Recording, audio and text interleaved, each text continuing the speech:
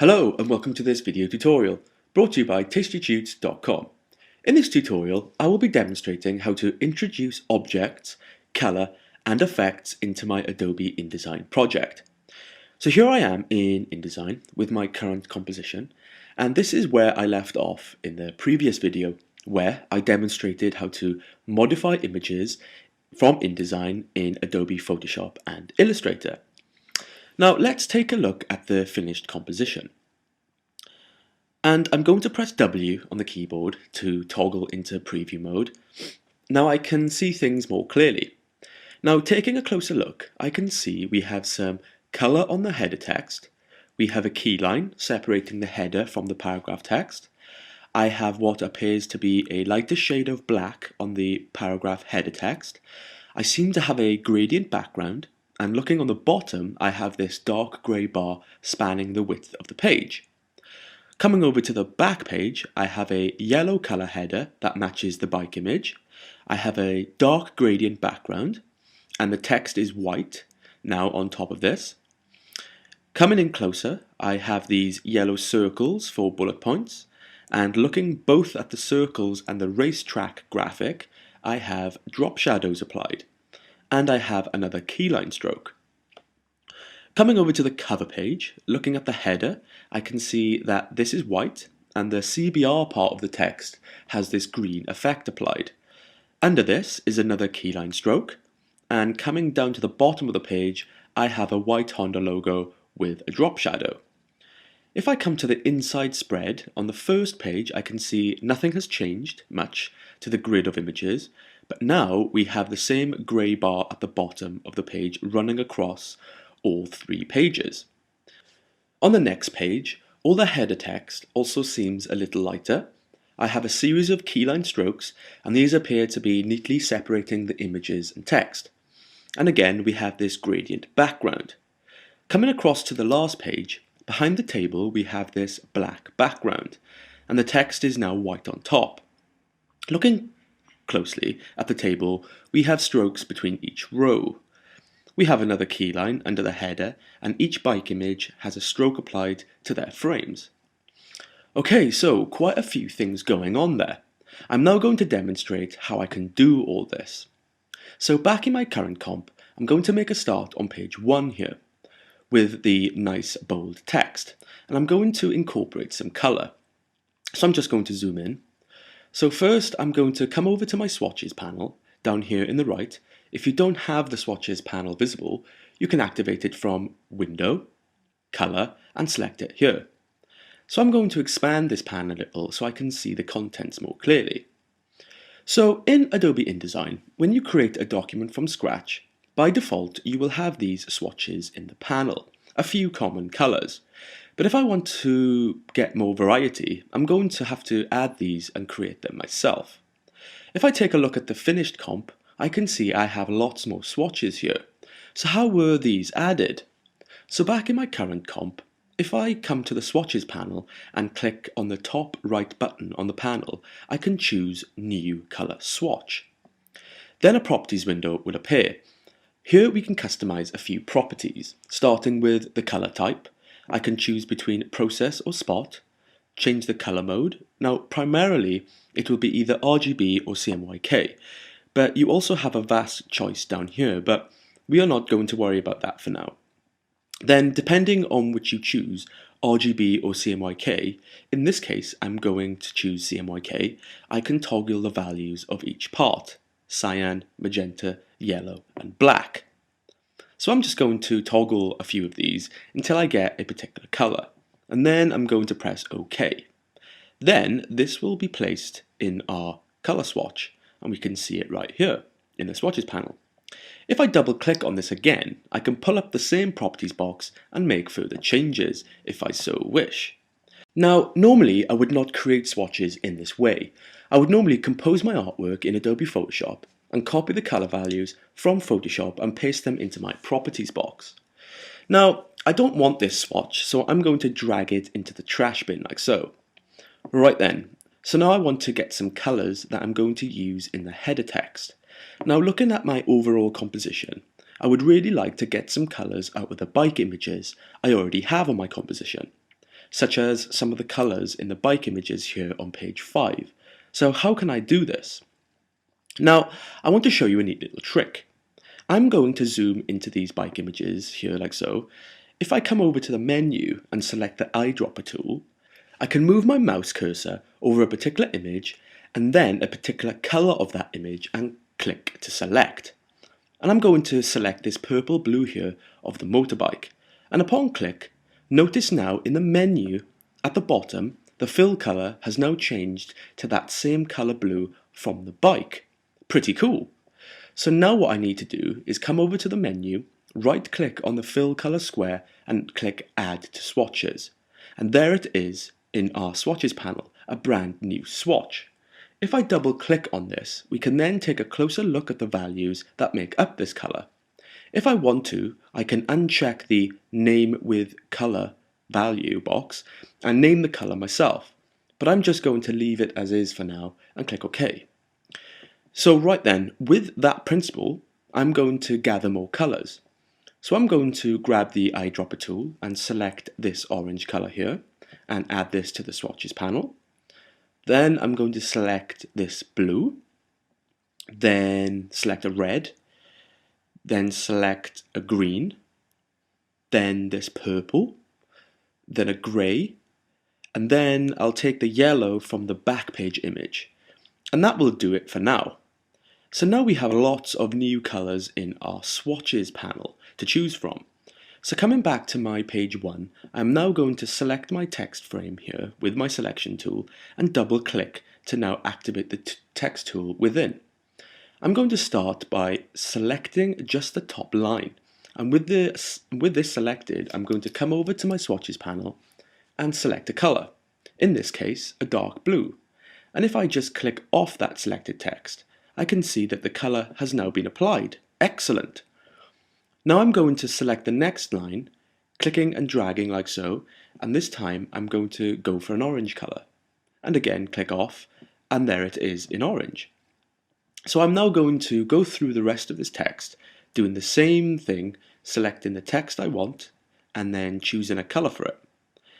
And I'll do this until I have successfully changed the colour of each line, and I'll end up with something like this. Now if I press W on the keyboard to toggle into preview mode, I can get a nice look at it without the frame outlines, and that's looking quite nice. So I'll press W again to go back into normal mode. Okay, so looking at the finished comp, I can see this gradient background.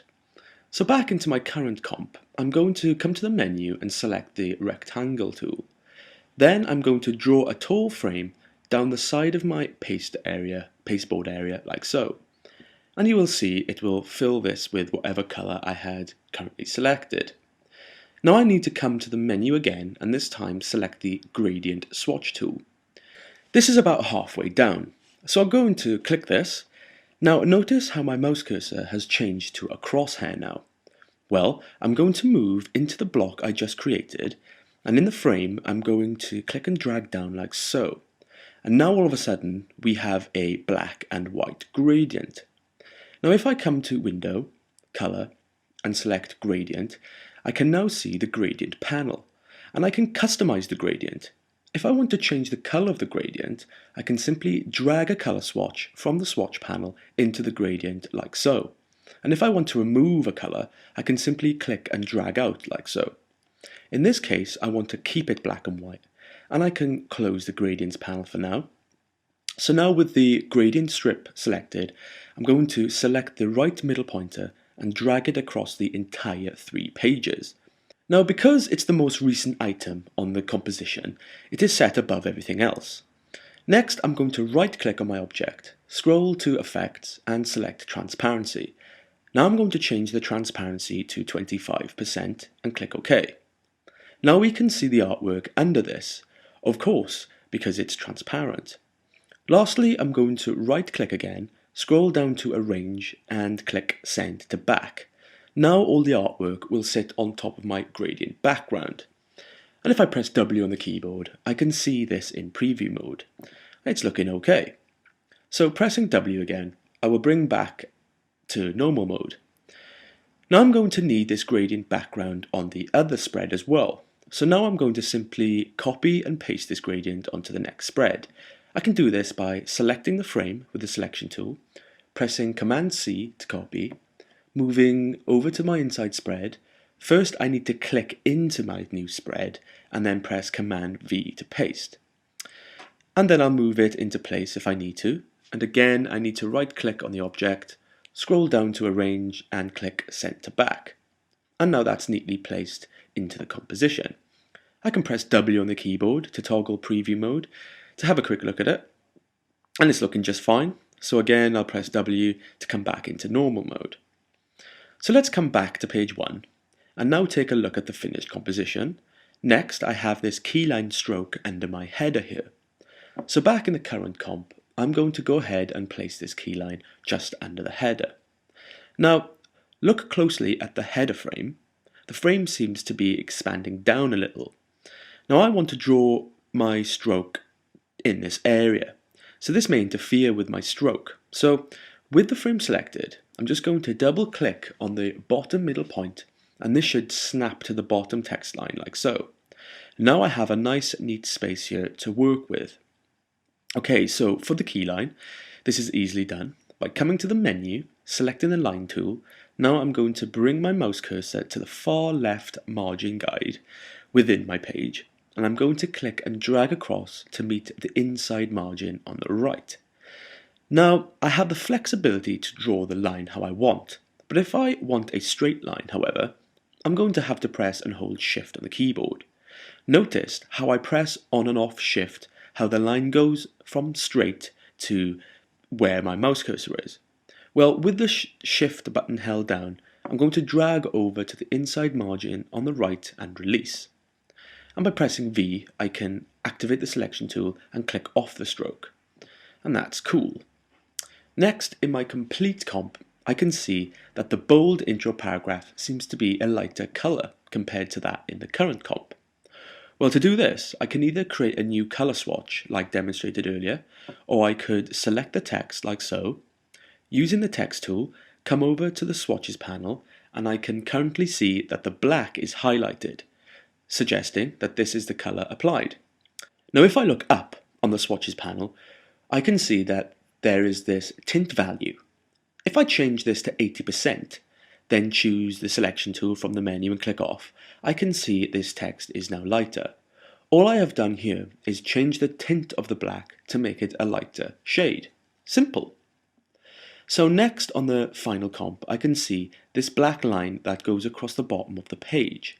So back in my current comp, I will move down to the bottom of page 1 to get a good view. I'm going to select the rectangle tool from the menu and click and drag a frame across the bottom of the page like so. On release, it will fill the frame with whatever color I so happen to have. Then with the frame selected, I'm going to come into the Swatches panel and select black. Now I'm going to press V on the keyboard to activate my selection tool, and I'm going to right click and come down to Effects. Then I'm going to choose Transparency, and I'm going to change the transparency to 65% and click OK. Now I'm going to press W on the keyboard to get a good view of this. With the object selected, I'm just going to use the arrow keys on the keyboard to finally move this object around into place. And that's looking alright. Now, like with the gradient background, I'm also going to need this on the inside spread. And I'm also going to want to put this in the exact same place. Now I want to demonstrate a neat little trick. So with the selection tool, I will select the object, press Command C to copy, then move over into my inside spread so I can clearly see my page on the far left. With the selection tool, I'm going to click into my spread, then I'm going to press and hold on the keyboard, Shift, Alt and Command, and then press V. This is the command for paste in place. Now if I had simply pressed Command V to paste like so, notice how it just pasted the object in a random position. So it was very useful on this occasion to use the command paste in place. Remember that one.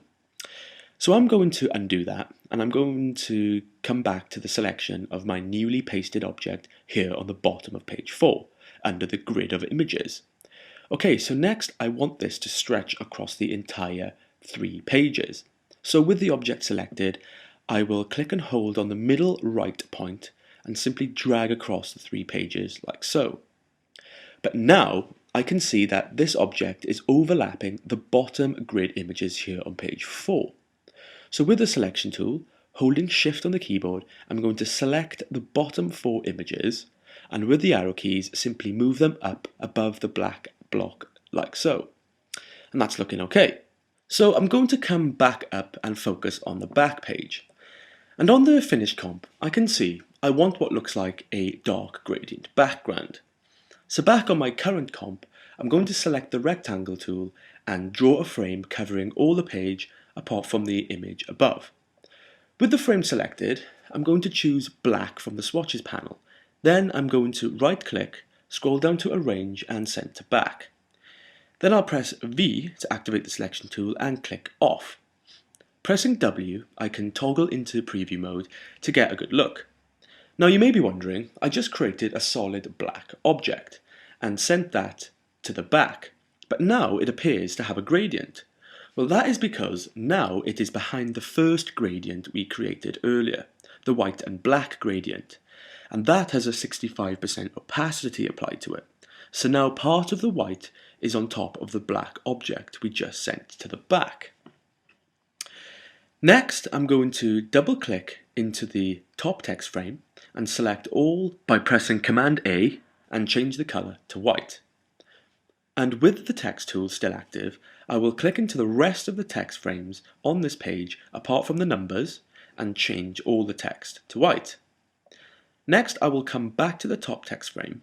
With the text tool, I'm going to select the top header and change it to the yellow swatch I created earlier. Then choose the selection tool in the menu and click off so I can see it. Next, I'm going to zoom right into the 3 bullet points here on the left. Looking on the final comp, I want to create 3 yellow circles to place behind each of these. Back in the current comp, I can do this by coming over to the menu, clicking and holding on the rectangle tool until I can see a choice of more. Then I will select the ellipse tool. If I come onto the composition, click and drag out, I will begin to draw a circle, though if I press Shift on the keyboard, I'll be able to draw a circle to scale, like so. So I'm going to draw a circle to the size I feel is going to work for me, and I'm going to release. So now I need to change this to a yellow without a stroke. This can easily be done by coming over to the menu and paying close attention to the fill and stroke color at the bottom. First, I'm going to click the stroke color, then come over to the Swatches panel and select the swatch called None. This will take away any stroke applied. Then back to the menu, I'm going to click on the fill color and then come to the Swatches panel and select the yellow. With the selection tool, I will select my new circle and move it over to the first number. However, we can see it is currently set on top. To rectify this, I can simply move my circle out of the way, select the number, right-click, scroll down to Arrange and bring to front. Now if I move the circle back, it will appear under the number. Excellent. So now I want to duplicate the circle and place them behind the 2 numbers below. So let's go ahead and try and select the circle. Now it's going to be a little tricky, as now the text frame is set on top. If I use the selection tool to try and select the circle, it's going to select the text frame above first. So to get around this, I need to first click on the text frame, hold Command on the keyboard, click once again, and the selection tool will click through the top frame and onto the frame immediately below it. So now we have the circle selected. I'm going to press and hold Alt on the keyboard and click and drag like so. This will make a quick copy of the circle. So using the techniques earlier, I'm going to rearrange the text frames in order to be positioned above the circles. So now we have the bullet points just how I want them. Now if I look at the final comp, I can see that the racetrack image and the yellow circles have drop shadows. So back in the current comp, I'm going to select the racetrack frame using the selection tool, and I'm going to right click. I'm going to scroll down to Effects, come over and select Drop Shadow. Now upon clicking this, a properties window will appear. On the left we have the choice of potential effects we can apply to the image, and on the right we have the properties of the current effect I have selected. So I can see I have the drop shadow effect selected, and to the right all the properties I can toggle. If I look closely in the bottom left, I can see a button called Preview. This is currently unchecked. If I click this, I can now see in the composition area a preview of the drop shadow, and if I tweak the drop shadow properties, I can see this change. So I'm going to keep the mode as multiply, keep the opacity set to 75%, I'm going to tweak the distance to 2mm, leave everything else the same and tweak the size to 1mm and then click OK. So now I can see a nice drop shadow on the image. Now because this image is a vector, it has a transparent background, and InDesign detects this, so the drop shadow is applied like so. So now I need to apply the drop shadow to the 3 yellow circles. To do this quickly, I can first select the 3 numbers on top of them by holding Shift and selecting all 3. Then with the arrow keys, I'm simply going to move the numbers out of the way. Then I will select all 3 circles with the selection tool, holding Shift to select multiple objects. And with all 3 selected, I will right click, scroll down to Effects, and select Drop Shadow. Now you will see that the drop shadow is applied to all 3. I'm going to tweak the properties, just like earlier, and click OK. Then click off them to deselect them. So that's a way to apply effects to multiple objects at the same time. So now I'm going to simply move my numbers back onto my yellow circles like so. Next, I want to create another stroke under these. Now I could use the stroke tool like earlier, but I already have one I need on page 1. So with the selection tool, I'm going to select my stroke on page 1, press and hold Alt, and click and drag to duplicate my stroke, and I'm going to position it like so. But this stroke is black, and I need to change it to white. So with it selected, over in my menu, I will click on the stroke color, and in my Swatches panel, I'll select white. Simple. So that's everything on the back page. But if I look on the complete comp, all elements seem to be positioned a little better. So back in my current comp, I'm going to move all my elements around a little. If I select the racetrack image, see how the frame comes down. Well, with it selected, if I double click the bottom middle point, it will then snap the bottom of the content to the frame. And I'm going to use the arrow keys to move this down a little. Next, I want to move all the bullet point frames down, but this will be tricky. As there is a few frames that make up this composition, it's going to prove tricky to select them all. Now, I currently have the 2 background elements on this page, the gradient background and the solid black block. Now, with the selection tool, I'm going to click in the area above the racetrack image, and this will select the gradient background. And I know this as I can click and drag it around. Now, if I right click and select Lock, this will now lock this frame, and I won't be able to select it again. And if I look in the top left of the gradient frame, I can see this little icon. This reminds me that this frame is now locked. If I want to unlock this frame, all I have to do is click on this icon, and the frame can be selected again.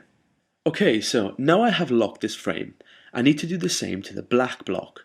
So again, with this selected, I can right click and select Lock. So now all the background frames are locked. This is going to enable me to click and drag over all the bullet point elements and move them down like so. Easy peasy. Next, with the selection tool, I'm going to select the text frame above and move this down with the arrow keys. This will make more space above. So I'm going to select the image frame and expand the frame down slightly to reveal more of the image within. Oh, and by the way, we can see that here that this headline text needs to be in uppercase, comparing it to the finished comp. So with this text highlighted, I'm going to come into the control panel and select the all caps button. So now if I choose the selection tool from the menu, click off the text box and press W on the keyboard, I can now see that this page is looking much better. So now I'm going to turn to the cover page. Looking at the complete comp, I can see the header is white with the green color effect applied to the CBR text, and I have a stroke under this. So back in my current comp, I can start by first selecting the frame and double clicking into the frame to activate the text tool. Then I will select all and change the color to white. Then choose the selection tool and click off. Now this text is a little smaller than I would like, so with the selection tool, I will select the frame, press S on the keyboard to activate the scale tool, move my mouse cursor to the bottom right, hold shift on the keyboard, and scale up the text like so to make it bigger. And that's looking better. Then I will press V to activate my selection tool and quickly double click on the bottom middle point of this, and we will see this will snap the frame to the bottom line. Nice and neat. So now I want to apply the green effect to the CBR text. To do this, I'm going to double click into the text box and select the CBR text. With this selected, I need to come over to the menu and make sure I have the fill color selected, and I'm going to select the green color from the swatch. But I also want to apply a stroke to this. So I will select the stroke color and then select a black. So now I will choose the selection tool and I will see how this looks. And that's looking just fine. Now looking at the complete comp, I want to apply this white shade over the top. To do this, I'm going to duplicate my header text. With the selection tool, I'm going to select the header frame, press and hold Alt, and click and drag below. With the duplicated text, I'm going to double click into the new frame and remove the words Honda and 125R. So I'm left with the words CBR. Choose the selection tool and click out, and then resize the frame so it's not so big. So now I have the CBR text exactly the same size. So I'm going to double click into the new frame and change the text color. This time I'm going to change the fill color to white and the stroke color to green. I'm going to choose the selection tool and click off. Now I'm going to click and move this new CBR text over the original like so, and I may need to use the arrow keys to finally position this above. With the text box selected, I'm going to right click, scroll down to Effects and choose Transparency. Change this to 80% and click OK. Now, with the text frame still selected, I'm going to come over to the menu, and this time I'm going to select the Gradient Feather tool just under the Gradient tool. With this tool selected, I'm going to come over to the text, click on the top and drag down to the bottom of the CBR text.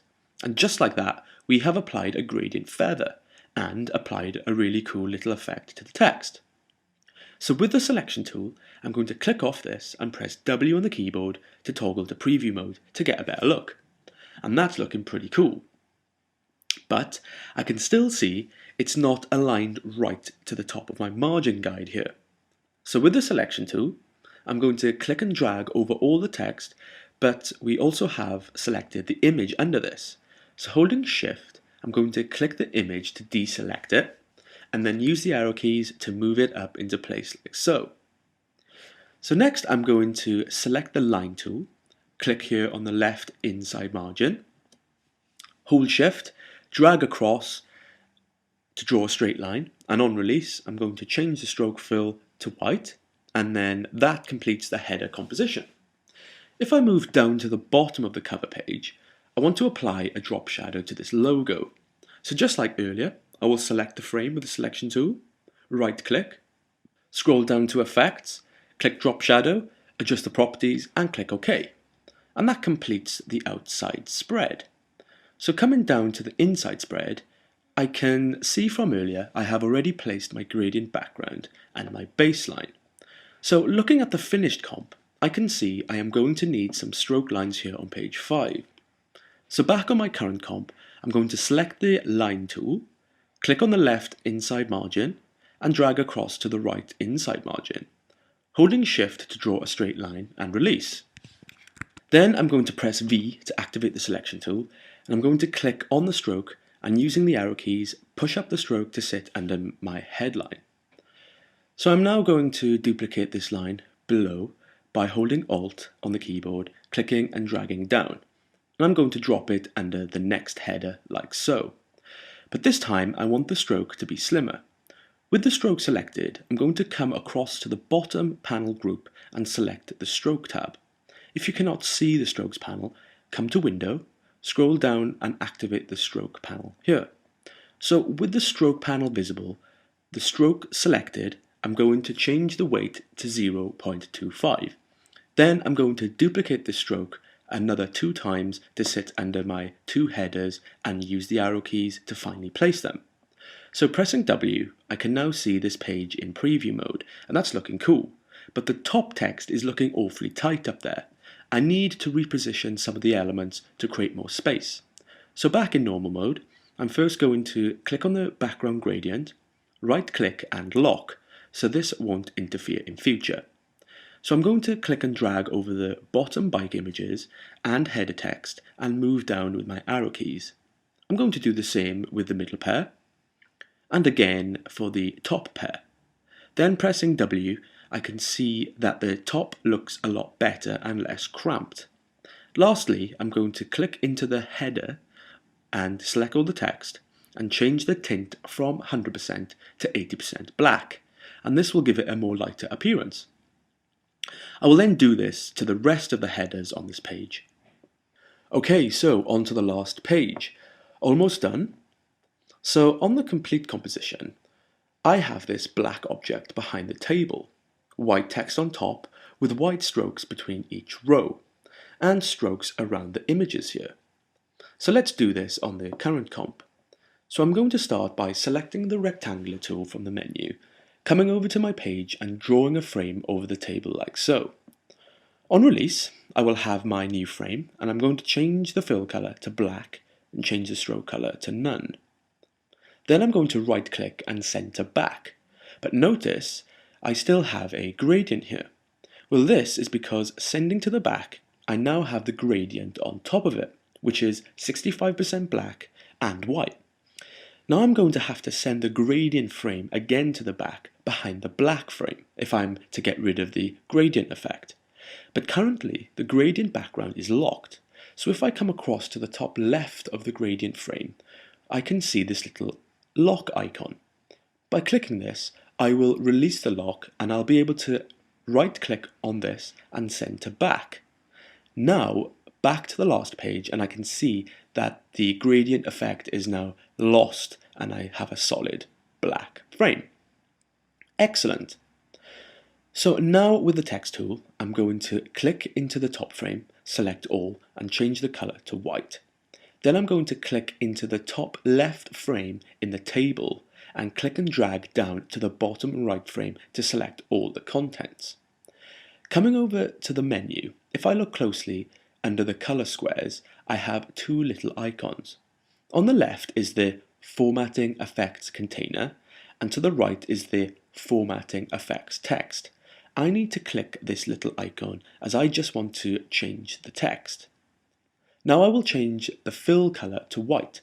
This will change all the text to white. So choosing the selection tool and clicking off, by pressing W to view preview mode, this is looking okay. But now I want to get the strokes between each row in the table to be white. So back in normal mode, I'm going to select all the rows and columns like so. Now in the menu, I can see that the current stroke fill is set to black. Now, I need to come up to the control panel. And now I should see this little white square here with a grid inside. Well, this grid is a representation of the column strokes and row strokes. This little box is going to give me the ability to select a particular stroke line within the table and change the color. For example, currently they are all highlighted. If I change the stroke color to pink, and I can do this right next to the grid, by clicking off and pressing W, I can see it has changed all the strokes to pink. Now, reselecting all the rows and columns, if I come back up to this little grid and carefully click on the top and bottom of the rows, now I just have the side stroke selected. Now, if I change the color to none and click off, now all I am left with is the pink strokes between the rows. So all I have left to do is select them all again, deselect the sidebars in the grid, and reselect the top and bottom row lines, change the stroke color to white, click off, and bingo! Just what I wanted. But if I look in the finished comp, I can see that the lines are much slimmer, and I do not have a row stroke at the top and bottom. So back in my current comp, I'm going to select all the rows and columns again, come into my stroke panel, and currently the weight is set to 1 point. I'm now going to set this to 0.25, and that's looking a lot better. Next, I need to come up and just select the top row, and in the grid in the control panel, deselect everything apart from the top line. Change the stroke to none, and do the same to the bottom row. Just this time, deselect the top line and select the bottom line, change the color to none, and that completes the formatting of my table. Next, I need to create my stroke under the header. So with the line tool, I'm going to click on the inside left margin and holding Shift to create a straight line, I'm going to drag over to the right to meet the right side column guide. I'm going to make sure the stroke color is set to white and use the arrow keys to finally position the stroke under the header. Next, I need to select the top right text frame and click on the left middle point and drag this in so it's not too close to the black frame. And lastly, select the two bike images with the selection tool, press and hold Shift on the keyboard, select the top and select the bottom frame, then change the stroke color to black, and in the stroke panel, change the weight to 0.25. So that is how we can manage objects, add color, and apply effects in Adobe InDesign. So now we are almost finished with this composition. In the next video, I will be finishing off the document and using the pre-flight tool in InDesign. This is used in the last stages in a document build. The pre-flight is used to check for any problems and best prepare the composition ready for print. So I'll see you in the next video.